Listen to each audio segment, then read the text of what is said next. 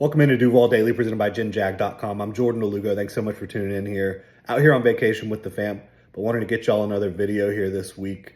Going to get into some AFC South rankings here. Going to rank the teams 4 through 1. Looking at this division, I think it could be the most competitive that it's been in a while, maybe ever. From top to bottom, I think there's some really good rosters, some really good talent throughout. Looking at the quarterback position, looking at the coaching, I think the AFC South is going to be competitive within itself, when these teams take the field against each other and when they take their show on the road to play these other divisions and teams throughout the 2024 NFL campaign. Really appreciate y'all tuning in. If you enjoy the content, please consider subscribing and hitting that like button. So we're going to start at 4 and work our way up to 1. If you've been paying attention, I have talked about this division, obviously, as we cover the Jaguars here and kind of given my thoughts, but this is going to be my official AFC South rankings heading into the 2024 campaign. We're only, a couple weeks away from getting out on the training camp field. Then you've got a couple weeks until preseason and then a few more weeks, and it's time to kick the regular season off in 2024. So not a whole lot of time left.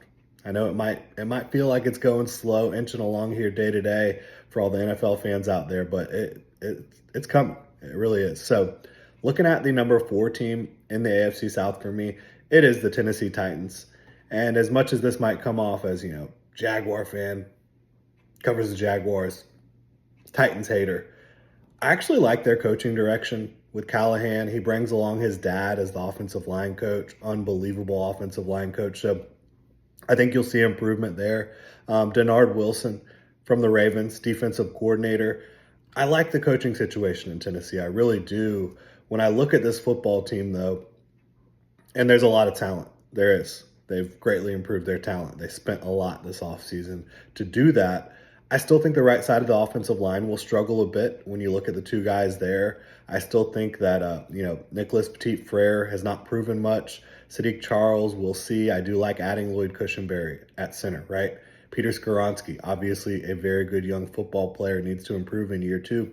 J.C. Latham at left tackle.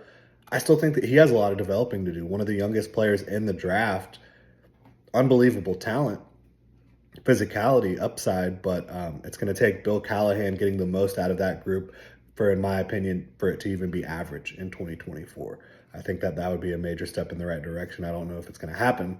I love the offensive skill pieces, D-Hop, Ridley, Tyler Boyd, the running backs, Tony Pollard, and obviously our guy, Tajay Spears, who I think is a very good football player. They have similar skill sets, but they're versatile, right? Chigo Okonkwo at tight end, love that. Defensively, I think the group around Jeffrey Simmons is pretty average up front. Like, there are some good players, guys that, you can feel good about. Harold Landry, Arden Key. But T'Vondre Sweat, I thought, was a reach in the draft. I really did. I think that it's just a pretty average group around Jeffrey Simmons, who is one of the very best in the game on the interior of the defensive line, an absolute game wrecker. Looking at their linebackers, I did not like bringing in Kenneth Murray, but I do like Cedric Gray in the draft. Obviously, linebacker is one of those positions where it generally does take some time to really get going in the NFL at that position. It's a tough position to transition from college to the pros for a lot of players because it's just such a different ball game, especially at linebacker. But for me, the linebackers average at best, in Tennessee. I love the secondary, though. Obviously, you bring in Chidobe Awuzie, you bring in L'Jarius Sneed. Roger McCreary was already there, so I think you've got a really nice nucleus at corner.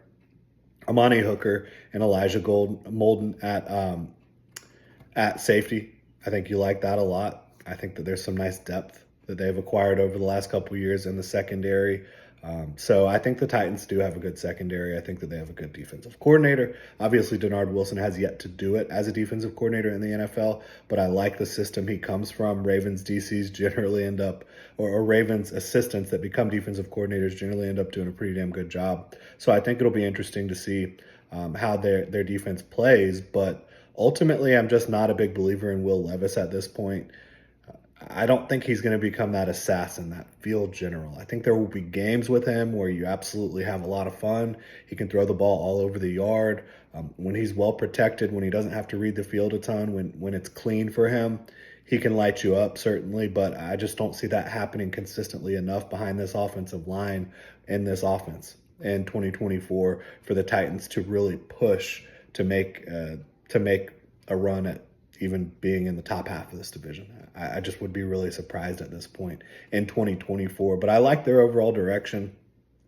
I like the fact that they put a lot in place around Will Levis to make sure they can find out if he's going to succeed or not in this league as a franchise quarterback. The issue I still do have, though, is right side of that offensive line, I think could be a lot better. And then you're also starting a rookie left tackle, it looks like. So there's going to be some question marks. Looking at the number 3 team in the AFC South for me, I have the Indianapolis Colts. They're close as well. I like the roster a lot. I think Shane Steichen is awesome. Gus Bradley is solid-ish as a defensive coordinator, and we're going to talk about that. Looking at the offense, though, as much as I love the offensive direction with Shane Steichen running things, he's so good at adapting what he wants to do to the players' skill sets that he has. Jonathan Taylor in the backfield with Anthony Richardson, just a dynamic running game it should be. Michael Pittman Jr., Josh Downs, I love Adonai Mitchell, love the offensive line. It all hinges on Richardson's ability to play quarterback, right? I believe in him. I really do. I think that they are in good hands with him. Can he improve his consistency in the accuracy department? It's going to be interesting to see because this, again, is just a player that does not have a lot of experience. Didn't get a lot of experience at Florida. Didn't get a lot of experience during his rookie year. Had the shoulder injury. Where is he going to be at entering this season from a quarterbacking standpoint? I think it's going to be really interesting. Even if he is not super consistent, I do think they're going to still have an explosive offense because of Shane Steichen, because of Anthony Richardson's physical ability with his arm and his legs, and the rest of the talent on this offense. So I think Indy's headed in the right direction. Defensively is honestly where I have more concern for them, and I love their front. Like, their defensive front is a lot of fun, right? DeForest Buckner, awesome. Grover Stewart, such a good run defender. You have Kwity Paye, who I think is developing. Samson Ebukam is a really, really good player. Leatu Latu in the draft. I loved that. And you look at some of the depth. Raekwon Davis was a good depth addition there. Deo Odeyingbo. They've got some pieces. Ade Adebare out of Northwestern last year. Taven Bryan's still there. Tyquan Lewis still there. Really like the defensive front. Really like the linebackers. EJ Speed and Zaire Franklin. I think that Zaire Franklin has taken on a leadership role for them. EJ Speed proved that he could get the job done last year. My question really is, how does this Gus Bradley cover 3 defense survive with Jalen Jones, Juju Brents at outside corner? Obviously, you do have Dallas Flowers coming back, who they liked. I like Jalen Simpson a good bit out of Auburn this year. Smaller type of guy. But I just don't think that they're going to have the coverage chops at outside corner to be a great defense. I think good offenses, good quarterbacks will put up points pretty consistently against them, and that's what you've seen for a lot of the last couple years with this Gus Bradley defense. Even though he has evolved a little bit, he's still as cover 3 heavy as it gets.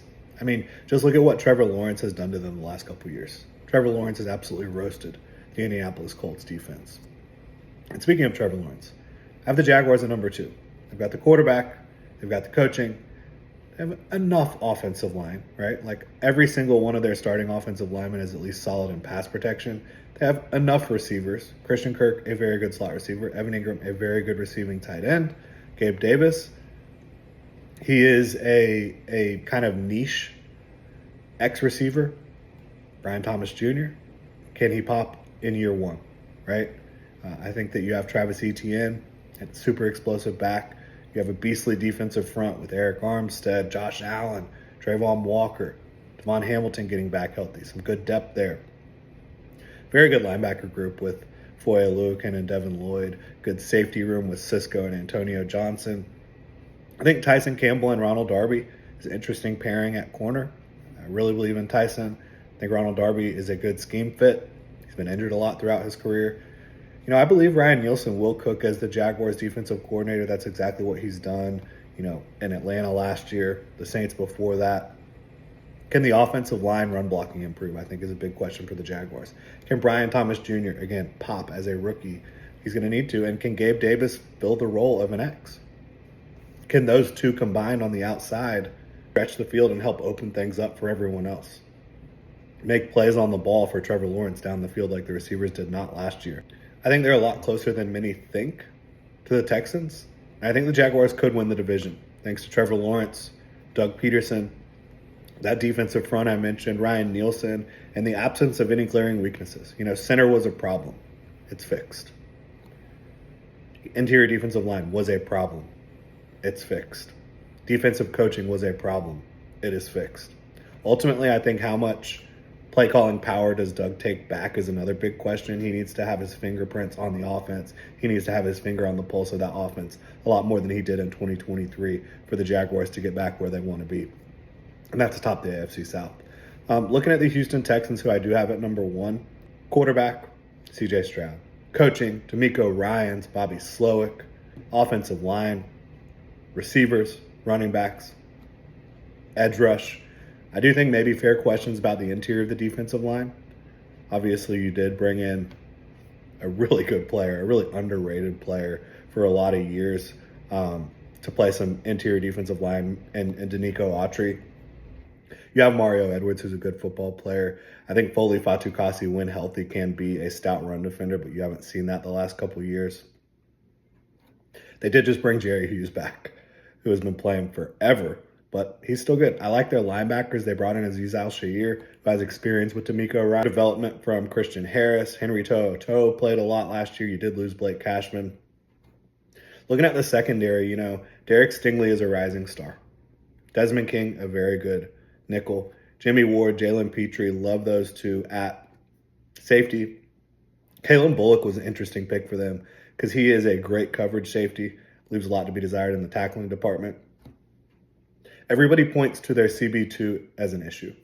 They brought in Jeff Okudah, who has struggled to stay healthy throughout his career, has not gone the way you would expect from such a highly ranked player coming out in the draft, but they brought him in. If he doesn't work out, which I think it's a fair question, I do think Kamari Lassiter can. Everybody has pegged Kamari Lassiter as a slot only because he doesn't have great size or speed. Look at what he has done throughout his career in the SEC against some of the best players on the planet. Kamari Lassiter, in my opinion, in this D'Amico Ryans defense, can be a good number 2 cornerback outside opposite Derek Stingley. So I think that they are loaded throughout their roster. I think they're well coached. I think they have their quarterback. I think they've got the offensive line to protect him and the receivers to catch the ball. I think Bobby Slowick is a very good young offensive coordinator. So I still think the Texans are on top. This is going to be a tight division race in 2024, in my opinion. I've got the Titans at 4, Colts at 3, Jags at 2, Texans at 1. I think the top 2 are clearly defined. And the biggest thing holding the Colts back from potentially being in that top 2 is Gus Bradley on the defensive side of the ball. The cornerback room, and you still do need to see Anthony Richardson do this. Like, as much as I believe in him, and I very much do, we've seen CJ Stroud lead a team to the playoffs and play excellent football for a full season. We've seen Trevor Lawrence do the same thing. Can Anthony Richardson get himself into that tier of quarterback? And Will Levis with the Titans, again, another player who needs to show that he can do it more consistently. So we will see how it plays out in the AFC South. But these are my current AFC South rankings heading into the 2024 NFL season. Really appreciate y'all. If you enjoy the content, please consider subscribing. Have a good one.